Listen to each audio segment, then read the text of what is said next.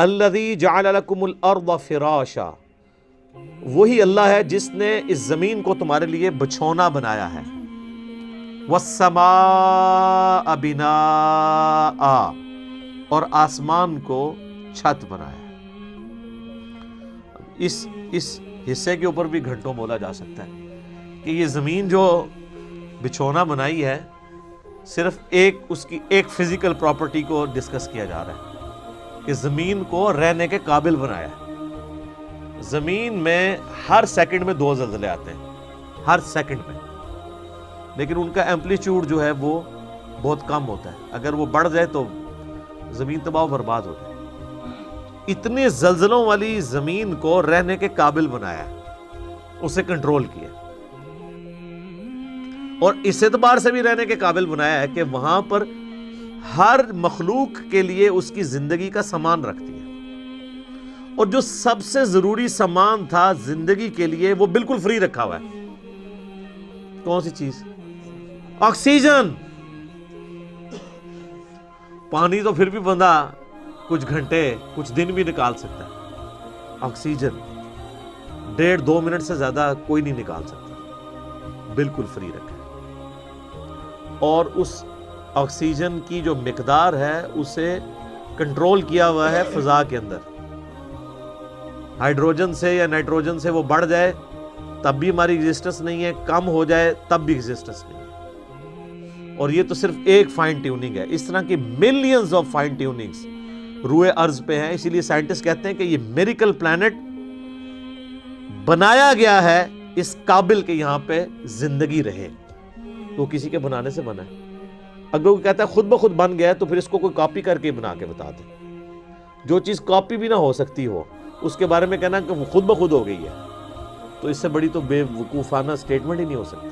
جو کام کرنے سے نہ ہو سکے وہ خود بخود کیسے ہو سکتا ہے؟ خود بخود تو وہ کام ہو سکتا ہے نا کہ جو یعنی کرنے سے ہو بھی جائے۔ زمین و آسمان کی ساری مخلوقات مل کے ایک بیج نہیں بنا سکتی کہ جسے ہم مٹی میں بوئیں اور وہ 6 ارب گنا بڑا درخت بن جائے۔ لوگ تو کہتے ہیں جی مٹی کی تو کوئی قیمت ہی نہیں ہے۔ میں کہتا ہوں سونے کی کوئی قیمت نہیں۔ سونے میں بیج ڈالا جائے تو وہ درخت نہیں بن سکتا۔ اگر مٹی دنیا پہ نہ ہو تو سونے کو چاٹنا ہے کسی نے، اور سونا نہ ہو تو پھر بھی دنیا چلتی رہے گی۔ یہ مٹی جو اللہ نے رکھی ہے دیکھنے کو حقیر چیز ہے، لیکن اس میں ہم بیج بوتے ہیں، اور سر وہ بیج جب نکلتا ہے اور درخت بنتا ہے، اس درخت کا سائز، اس کے پھولوں کے لگنے کی ٹائمنگ، اس کا پھل میں کنورٹ ہونا، پھلوں کے پکنے کی ٹائمنگ، پتوں کی شیپس، ان کے سائز، پھر ایک ایک پتے تک پانی کا پہنچنا زمین سے، یہ تو انسان پریشان ہو جاتا ہے۔ ایک درخت تو بہت بڑی بات ہے، ایک بیج نہیں کوئی بنا سکتا، اور کوئی یہ کہ خود بخود بن گیا، تو اس سے بڑی بیوقوفی کسی کی کیا ہو سکتی؟ دنیا کا کوئی بیوقوف انسان بھی ایک بال پوائنٹ کے لیے ماننے کے لیے تیار نہیں خود بخود بن جائے، کیونکہ یہ ایک مینیجیبل چیز ہے، الٹپ نہیں ہے، ایٹ رینڈم نہیں ہے۔ تو زمین کو اس نے تمہارے لیے بچھونا بنایا ہے، والسماء بناء، اور آسمان کو چھت بنایا ہے۔